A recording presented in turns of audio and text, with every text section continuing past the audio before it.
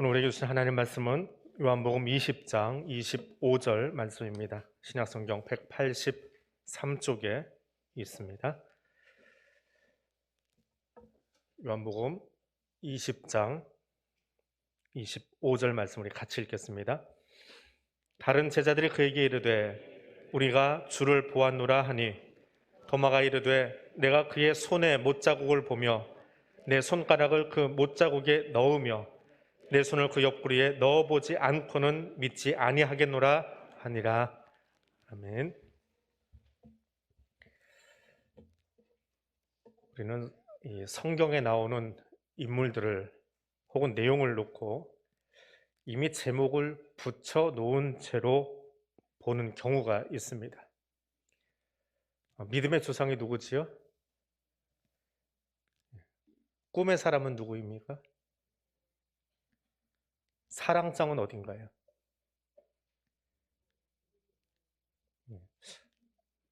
성경이 정해놓은 것은 아닙니다. 그런데 누군가 그 이름을 붙여놨어요. 사실은 역사적으로 보면 중세 교부라고 일컫는, 오늘날에는 목사 혹은 신부에 해당하는데, 그분들이 설교를 하면서 제목을 잡아놓은 게 이거 괜찮다. 그래가지고 이게 굳어져 버린 게 있습니다. 소위 설교 제목이에요. 그래서 설교 제목 잡는 게 참 어렵기도 한데, 그렇게 단정 짓다 보니까 다른 생각을 하지 못하게 하는, 다른 좀 더 깊이 있는 연구를 하지 못하게 하는 장애가 되기도 합니다. 또 그런 과정에서 억울한 사람이 생기기도 합니다. 부활절마다 등장하는 의심 많은, 도마가 정말 의심이 많을까요? 갑자기 침묵하시는 이유는? 의심 많은 건 사실입니다. 의심이 있습니다. 그런데 의심이라고 하는 이 단어, 우리가 생각하는 그 회의적이고 비판적인 의심이 아닙니다. 실증적인 질문을 던지고 있는 의심입니다. 내가 그의 손 못자국과 창자국 난 옆구리를 보아야 믿겠다. 바꿔 얘기하면 보지 못했으니까 못 믿겠다라는 말입니다. 근데 이 말 때문에 우리는 도마를 뭔가 좀 덜 떨어지고 믿음이 작고 부족한 사람이다 라고 단정 지어버립니다. 한 번 더 생각해 보십시다. 우리는 더하면 더했지 덜하지는 않습니다. 안식 후 첫날의 상황입니다. 19절은 이렇게 시작합니다. 안식 후 첫날 저녁 늦은 시간 제자들이 모처에 모여 있습니다. 성금요일 예수님께서 십자가에 못 박히신 뒤에 제자들이 뿔뿔이 흩어졌습니다. 근데 멀리 도망가지를 못했어요. 왜요? 저녁 시간에 못 박히고 그 다음날이 안식일입니다. 안식일 날 유대인들은 이동 거리의 제한을 받습니다. 안식일 법 때문에 멀리 못 가요. 한 2, 3km밖에 못 갑니다. 그거 어디로 가겠습니까? 도시 벗어나서 2, 3km면 그 다음 마을도 못 들어갑니다. 그럼 거기는 산적밖에 없어요. 그러니까 도시를 벗어나는 게 아니라 도시 안에 어딘가 은둔처로 들어가 버립니다. 그래서 어느 집에 모여 있습니다. 그렇게 모여 있고 저녁이 되다 보니까 별의별 생각이 다 들겠지요. 낮에는 열심히 일하려고 생각이 별로 안 납니다. 일에 집중합니다. 저녁 시간 되면 일기도 쓰잖아요. 오늘은 어땠고 누구 만났고 그 사람과 무슨 이야기 나눴고 하는 것처럼 어쩌자고 예수 따라 나섰다가 승계 포기하고 포부도 당당하게 나섰는데 지금 이 모양으로 다시 고향으로 돌아가야 되나? 지금 저 문 열고 나가면 집 밖에서는 우리를 잡으려고 혈안이 된 사람들이 많을 텐데 안식일 지나고 문 열고 나가면 우리 어떻게 되는 거지? 생각이 여러 가지에 미치게 됩니다. 그러니 어떻게 해야 돼요? 문을 걸어 잠궈야지요. 다 잠궈버립니다. 정문, 뒷문, 주방문, 창문 개수가 몇 개인지는 모르겠지만 이 제자들이 다 모일 정도의 집이면 작은 개인집은 아니었을 거예요. 뭔가 당시 유대인들 집 중에 성경 공부하는 2층 다락방이 있는 그 정도의 자택으로 갔을 겁니다. 그 문을 다 걸어 잠궜어요. 마지막에는 뭐까지 걸어 잠궈요? 제일 마지막에 걸어 잠글 문이 있지요. 마음의 문을 닫아버렸습니다. 밤 시간에 그들이 닫은 건 마음의 문이에요. 다 닫혀버렸습니다. 서로를 불신하기 시작하고 위험할 때 누가 혹시 배신할 수 있지 않을까? 왜? 엊그제 유다도 그랬으니까. 서로를 믿지 못하는 상황, 마음의 문이 닫혀버립니다. 창문의 개수보다 마음의 문이 닫힌 것이 이 안식 후 첫날 저녁 시간에 모습입니다. 근데 거기로 부활하신 예수님이 찾아오십니다. 두려움이 가득한 그곳에, 문을 다 걸어 잠궈버린 그곳에, 무엇보다 마음의 문이 닫혀버린 그곳에 주님이 오십니다. 그리고 평강을 선포하십니다. 예수님이 없어서 두려웠던 그들에게, 예수가 죽어서 슬펐던 그들에게, 예수에게 목숨 걸었다 낭패 보았다고 여기는 그들에게 주님이 오셨습니다. 그리고 평강을 선언하십니다. 평강이 무엇입니까? 주님이 선언하신 평강이 무엇입니까? 내가 지금 여기 있는 게 기쁜 거예요. 여기 있는 게 불안한 게 평강의 반대말이죠. 여기 있는 게 기쁜 거예요. 그리고 여기 나만 있는 게 아니라 너랑 같이 있는 게 좋은 거예요. 밥 먹는데 불편한 사람하고 있어 보세요. 그 자리가 편안한가? 가시방석이고 좌불안석이죠. 여기 부활하신 주님이 있어서 행복하고, 부활하신 예수님뿐만 아니라 제자들이 같이 있는 게 그것이 행복하고요. 이게 행복한 공동체가 된 거예요. 방금 전까지만 해도 문 걸어 잠그고 불안했던 공동체가 행복을 경험하는 거예요. 평강을 경험하는 거예요. 너에게 평강이 있을지어다라고 하는 것은 그 이야기입니다. 예수님의 그 손과 옆구리를 보면서 유령이 아니구나, 꿈꾸는 게 아니구나, 예수님이 부활하셨구나, 우리는 감당할 수 없는 부활의 실체를 보고 나니까 무엇과도 바꿀 수 없는 평강이 그들에게 찾아오는 겁니다. 예수 무덤에 갔던 여인들이 와서 예수 부활했다고 전해도 믿지 못했고, 베드로가 예수 만난 것 이야기해도 믿지 못했는데, 예수님이 손과 옆구리를 보여주시면서 자기를 드러내니까 제자들이 그 주님을 보고 기뻐하였다라고 20절에서 증언합니다. 그런데 왜 자기들은 보고 기뻐하면서 도마는 보고 믿겠다는데 그걸 의심이라고 말합니까? 제자들은 더하면 더했지 덜하지 않습니다. 도마만 그랬습니까? 제자들도 다 똑같이 그렇게 했어요.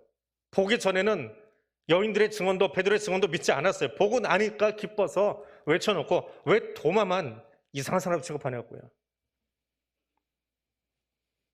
나는 신앙생활 하면서 의심 안 해보셨습니까? 여러분은 신앙이 좋아서 그런지 모르겠습니다. 근데 저는 의심투성입니다. 질문이 참 많아요. 성경에 물음표 찍어놓는 걸 습관처럼 합니다. 이걸 왜 그러지? 자꾸 찍습니다. 그거 해결하고 싶어서 사실은 신학교 갔어요. 중고등학교 때 성경 공부하면서 웬 물음표가 그렇게 성경에 잔뜩 쓰여 있는지 이게 해결이 안 되는 거예요. 교회학교 선생님 가지고 해결이 안 되고요. 전도사한테 질문했다고 뭔 그런 질문 하냐고 통방 먹은 적도 있고요. 그래서 가서 신학교 가서 그거 풀어보고 싶었어요. 그래서 갔어요. 근데 간데 교수님들도 못 풀어주시는 게 있더라고요. 누가 풀어줘요? 신학 서적이 아니라 부활하신 예수님 만나고 나니까 풀리더라고요. 하나님을 경험하고 나니까 그 모든 물음표들이 느낌표로 순식간에 바뀌어 나가기 시작하더라고요. 빈 무덤이 부활을 증거하지 않습니다. 만나야 돼요. 경험해야 됩니다. 부활하신 예수님을 만나야 합니다. 더 이상 도마에게 의심하는 도마라고 말하지 마십시오. 도리어 성경적인 질문을 던지고 응답받는 사람 되시기를 바랍니다. 질문은 우리의 신앙을 성장시키는 도구이기 때문에 그렇습니다. 기독교 신앙은 참 어렵습니다. 그런데 그 기독교 신앙은 성령께서 도와주시면 달라집니다. 역사적인 예수, 2000년 전에 이곳에 예수가 왔다 가셨다. 이건 역사책만 펴봐도 알 수 있습니다. 그런데 그 예수님께서 나를 위해서 대신 십자가의 화목제물 되어주시고 돌아가셨다, 그리고 부활하셨다라고 하는 사실을 믿는 것은 책으로는 되지 않습니다. 믿음과 알은 다르기 때문에 그렇습니다. 머리로 아는 것을 믿음이라고 착각하지 마십시오. 책을 읽어서 아는 것은 믿음이 아닙니다. 그것은 아는 거예요. 암과 믿음은 다릅니다. 그래서 기독교 신앙은 어렵습니다. 세례 문답할 때 세례 받겠다고 방에 와서 문답하는 분들 보면 굉장히 구원에 대해서 자신 없어 하는 경우들을 종종 봅니다. 그러면 따라하라고 그래요. 제가 뭐 외국어 하는 것도 아니고 영어나 히브리어 하는 것도 아니고 한국말이니까 잘 따라해요. 따라하세요. 예수님이 나의 구주십니다. 예수께서 나를 위해 죽으시고 부활하셨습니다. 그 예수님 때문에 오늘 나는 천국 갈 수 있습니다.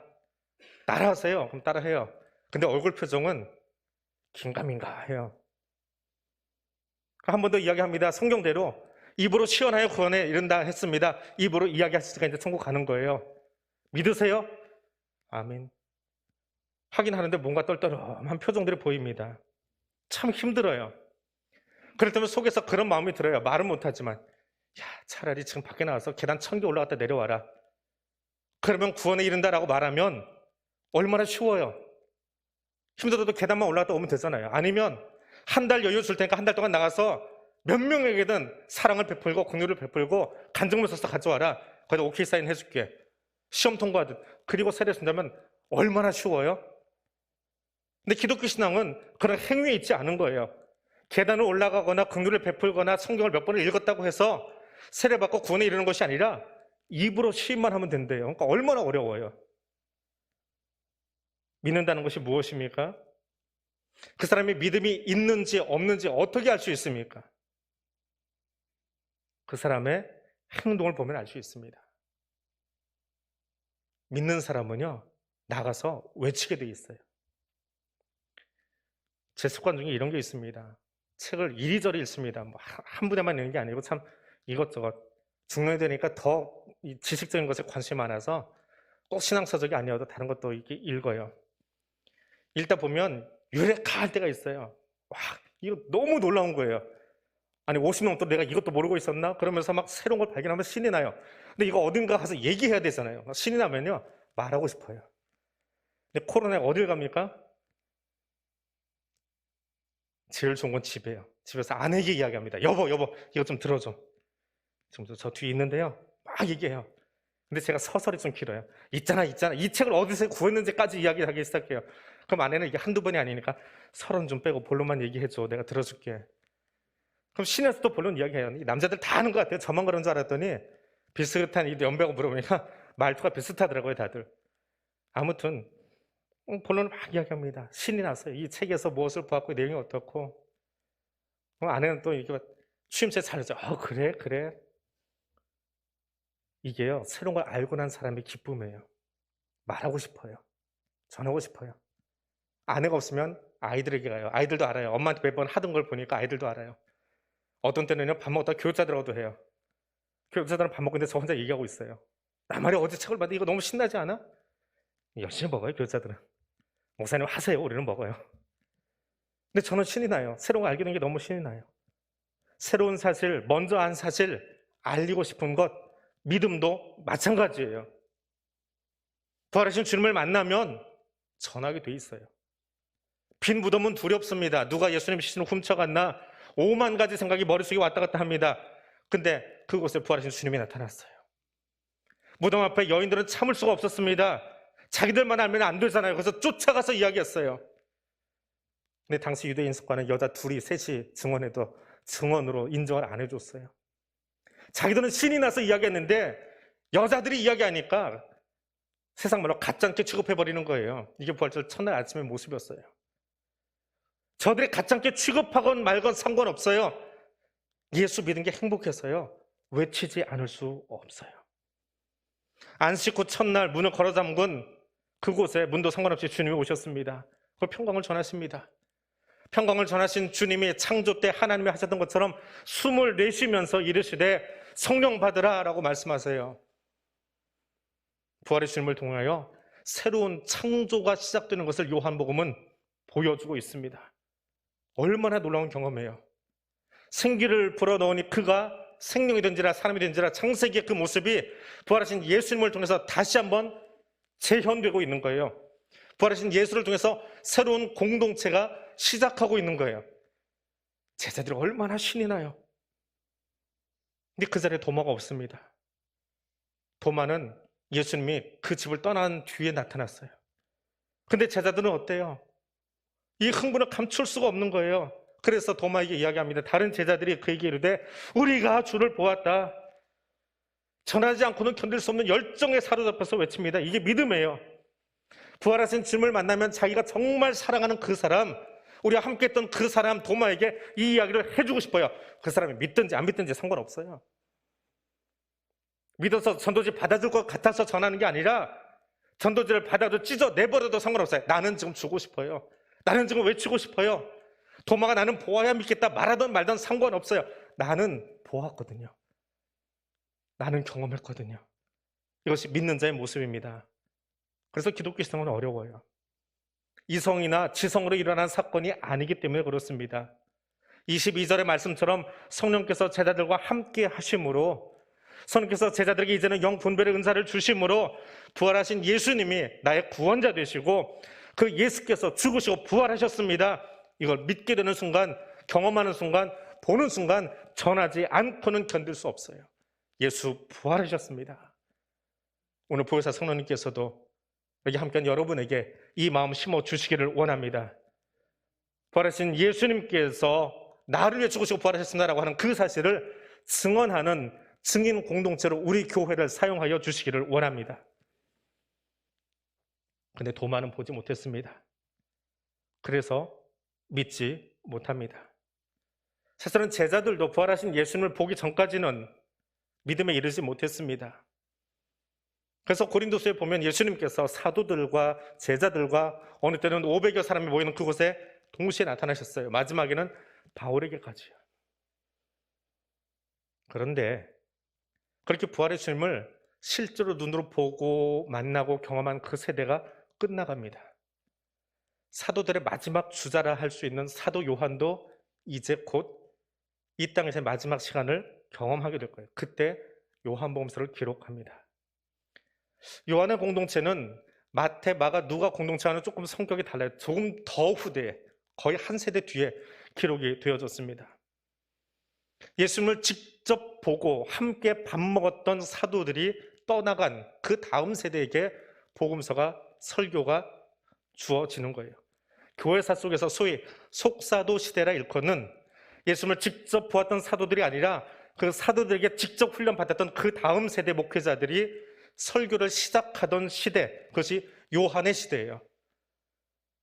그러니까 요한 앞에 마태, 마가, 누가는 예수님을 직접 보았던 사람들이에요. 같이 이야기도 들었고 밥도 먹었던 사람들이 설교단에서 설교를 했는데, 요한이 복음서를 기록할 때쯤은 이 설교단에 선 사람들이 1세대는 이미 다 순교하고 죽었고요. 베드로에게 훈련받은 목사가, 마태에게 훈련받은 목사가 여기 서서 우리 원로 목사님이 그러셨대. 옛날에 이런 일이 있었다고. 우리 베드로 목사님이 예수님이 이렇게 보았대 하고 전달받은 것을 외치는 시대, 그것이 요한복음이 기록되던 시대라고 하는 겁니다. 그때 성령님께서 요한에게 어떤 마음을 넣어주시고 이 복음서를 기록하게 하셨을까요? 그래서 가장 잘 들여다볼 수 있는 것이 요한복음에는 신앙 고백을 베드로의 것을 쓰지 않고 도마의 것을 선택해서 쓰게 합니다. 예루살렘 지도자로서 베드로가 있을 때는 예수님을 직접 보았던 사람, 그들이 교회의 중심에 있었고 그 사역을 끌고 가고 있었습니다. 그래서 베드로가 자기의 고백이었으니까, 자기의 경험이었으니까 설교하기 아주 좋았겠지요.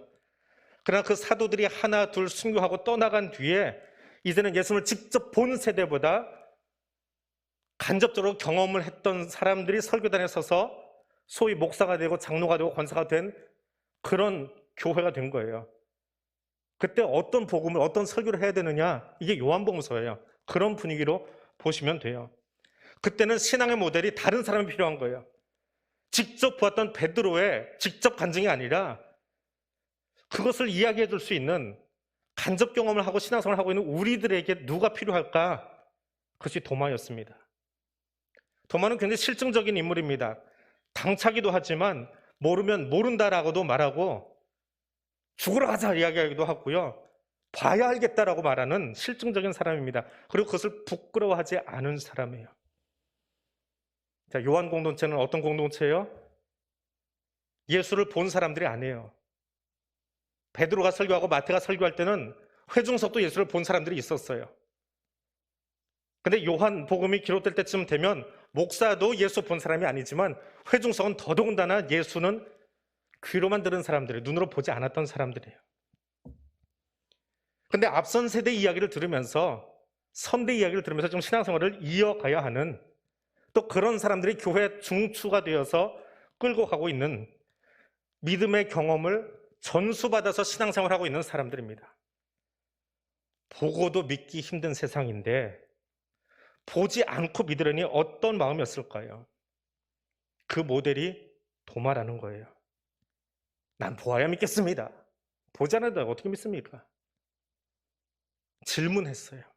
의심했어요. 근데 주님이 나타나셔서 그를 책망하신 것이 아니라 그를 다시 견고히 세워주시고, 그러니까 도마가 고백을 해요. 베드로가 고백하는 게 아니라 요한복음에는 도마의 고백을 가져옵니다. 나의 주님이시여 나의 하나님이십니다. 도마가 그랬대요. 회중 속에서 어떤 마음이 일어날까요? 야, 그 유명한 사도 도마도 그랬구나. 사도도 의심할 수 있었구나. 지금 인도 선교사 나가 있는 그 사도가 예수님 못 믿겠다고 했던 사람이구나. 우리만 의심하는 게 아니라 도마도 그랬네. 근데 예수님이 그를 책망하신 게 아니라 그를 세워주셨어. 우리도 신앙생활 그렇게 하면 되겠구나. 모르면 모른다 하고, 좀 갸우뚱하면 갸우뚱하고, 안 되면 질문도 하고, 그러면 주님이 세워주시는구나. 도마를 통해서 도전을 받는 거예요. 2세기의 교회가 그랬다면, 요한 공동체 바로 직후 2세기의 교회가 그랬다면 21세기 우리 교회는 어떠해야 될까요? 아는 척하고 믿는 척하지 맙시다. 질문하세요. 의심을 던져보세요. 근데 주님은 그것을 책망하는 것이 아니라 와서 위로해 주시고 격려해 주시고 그것을 받아주시고 믿음의 자리에 서도록 도와주십니다. 그것이 요한복음을 통해서 우리에게 주시는 힘이고 위안입니다. 공관복음서에서는 비중이 정말 낮았던 도마가 요한복음서에 와서는 3번이나 굵직한 사건 속에 등장을 하고 결국에는 신앙 고백을 세워놓은 이유가 무엇일까요? 믿음의 경험을 전달하는 것이 중요함을 들려주기 위해서, 보고 믿고 싶다는 의심 혹은 질문조차도 그대로 응답해 주시고, 응답만 하는 것이 아니라 견고하게 세워주시고 신앙 고백도 이끌어내시고 결국은 소명자로 사용하시는 예수님의 사랑을 들려주기 위해서 성령은 요한을 통해 이 복음서를 기록하게 하셨습니다. 그것이 은혜예요. 병 낫는 것도 은혜고 사업 잘 되는 것도 은혜지만 우리의 연약함, 그래서 자꾸 질문도 던지고 갸우뚱도 하는 것을 다 받아주시면서 결국은 더 견고한 신앙의 위치로 설 수 있도록, 분명한 소명자의 자리에 설 수 있도록 해주시는 하나님의 은혜를 알게 해주심이 은혜입니다. 우리의 믿음의 경험들을 다음 세대에 전할 수 있기를 원합니다. 우리의 경험을 우리 자녀들에게 알려줄 수 있는 교회가 될 수 있기를 원합니다. 부활의 아침입니다. 부활은 믿음의 기초이고 시작입니다. 우리가 경험했던 그 부활신앙, 우리가 믿고 있는 그 부활신앙을 다음 세대에게, 아니 그 추상적인 언어가 아니라 보다 구체적으로 우리 아들과 딸에게 전달해 줄 수 있기를 원합니다. 회복을 이야기합니다. 단에서 기도하시는 분들마다 회복을 이야기합니다. 그럼 예배 회복은 무엇입니까? 중장년 세대에게 있어서 회복은 예배당에 모인 사람의 숫자일 것입니다. 교회를 개척하셨던 분들에게 회복은 솥단 지고 가서 음식 같이 해먹고 어우러지던 그때로 돌아가면 정말 행복할 것 같다라는 말씀들을 많이 하십니다. 청장년 세대에게 회복은 무엇일까요? 그들은 교회 개척했던 멤버들이 가졌던 그 솥단지 이고 가던 그 즐거움은 경험해보지 않았습니다. 식사 공동체래야 4층에서 했던 그 식사만 기억할 것입니다. 오히려 온라인이 더 편안하고요, TV로 보는 것이 더 편안하고요, 인터넷 서핑으로 지식을 찾는 것이 더 익숙한 사람들, 그들이 예배 회복을 할 때에 어떤 자리가 더 편안하고 하나님을 만날 수 있는 좋은 자리, 행복한 자리일까요? 더 밑으로 내려서 청년 세대는 어떻습니까? 제가 경험했던 80년대 대학은요, 소위 말하는 낭만이라는 게 있습니다. 수업 땡땡이 치고 풀밭에 앉아서 기타 치다가 한 친구가 그래요. 나 어제 실현당했어. 그럼 그걸 위로해 주려고 수업이 어디로 가는지 모르고 늘 이야기하면서 한참 기타 치고 있는데 교수님이 오셔서 거기 아이스크림 사주시고요, 거기서 그거 들어주시고 상담해 주시고, 그런 대학의 낭만이 있었습니다. 지금 대학생은요, 줌으로 첫 강의를 듣습니다. 졸업을 하는데 줌으로 합니다. 학위증은 받았는데 내가 이 대학교 동문인지 아닌지 그 애교심이 없다고 그래요, 교수님들이. 저는 우리 학교 학생이 아닌 것 같대요. 그건 옛날 교수님들의 이야기겠죠. 우리가 벌써 옛세대가 된 거예요. 우리 지금 청년 세대가 그렇게 크고 있습니다. 대학에 대한 추억이 없어요. 동기에 대한 추억도 별로 없습니다. 한 과에 몇 명이 들어가는지 모르지만 가까이 지는 한두 명 말고는 과 친구도 잘 모르고 입학하고 졸업을 합니다. 그들에게 회복은 무엇일까요? 우리는 곧잘 회복을 이야기합니다. 그 기도를 합니다. 근데 세대마다 다른 회복에 대한 관점들이 있습니다. 그럼 교회가 정말 외쳐야 될 회복은 무엇일까요? 신앙의 경험을 함께 나눌 수 있는 회복이 필요합니다. 각자가 자기 자리에서 신앙생활을 잘 지켜왔다면 이제는 모여서 그 경험을 나눌 수 있는, 각자가 세대가 다르고 환경이 다르지만 우리가 함께 경험한 것 있잖아요. 부활의 주님을 만난 그 부활의 경험을 나눌 수 있는 회복의 자리, 그 교회의 자리가 필요합니다. 믿지 못했던 도마에게 간절한 마음으로 부활의 주님을 외치고 싶었던 그 사랑의 마음을 가졌던 제자들의 모습 말입니다. 그리고 그 공동체 안으로 찾아오셔서 의심했지만 그를 다시 세우고 신앙 고백을 받아주시고 소명자로 파송하셨던 하나님의 마음 말입니다. 오늘 우리 교회 안에도, 오늘 한국교회 안에도 다양한 세대가 층을 이루어 교회를 이루고 있지만 이곳에 말씀의 경험, 신앙의 경험, 무엇보다 부활하신 예수 만난 그 경험을 나눌 수 있는, 전할 수 있는 그런 공동체 회복을 이루어갈 수 있기를 원합니다. 부활의 아침입니다. 이제 부활 절기를 시작합니다. 부활절 앞의 기간을 사순절이라고 한다면 부활절부터 시작해서 성령 강림 주일까지의 7주간의 기간을 부활절기라고 합니다. 다음 주 예배 드릴 때 인도자 목사님이 올라오셔서 제일 첫 마디가 무엇인지 귀 기울여 들으세요. 부활 후 몇 번째 주일입니다 라고 하는 멘트가 앞으로 7주 동안 이어집니다. 그래서 이것을 부활절기라고 합니다. 우리는 1년에 한 번 오늘만 부활절 지켰는데요, 원래 교회력은 7주 동안 지켜요. 성령 강림주일까지요. 이걸 기쁨의 50일이라고 합니다. 이 기쁨의 50일 부활절기 동안에 보다 좀 구체적으로 우리 다음 세대에게 우리의 신앙 경험을 나누어주고 신앙 경험을 같이 나눌 수 있는 그런 가정, 그런 교회 학교, 또 우리 교회가 될 수 있기를 원합니다. 그 회복의 기초를 다지는 부활의 절기가 될 수 있기를 원합니다.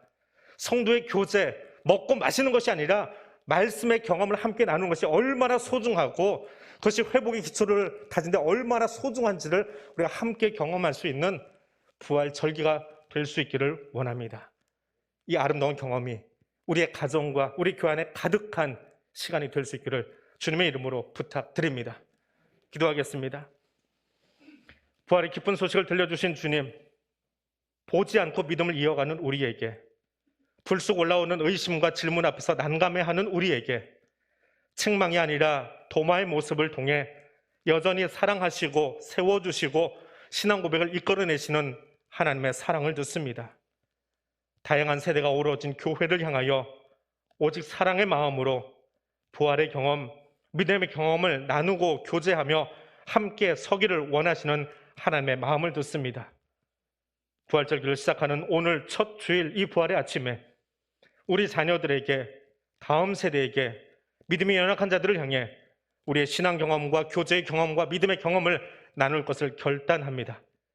그래서 도마를 찾아와 그의 신앙 고백을 이끄시던 주님처럼 우리 교회를, 성도들을, 하나님의 백성들을 부활의 신앙 이외에 세워가는 것으로 이 부활절기를 살아가겠습니다. 성령님, 이 삶을 살 수 있도록 우리를 이끌어 주시옵소서. 예수님 이름으로 기도드립니다. 아멘.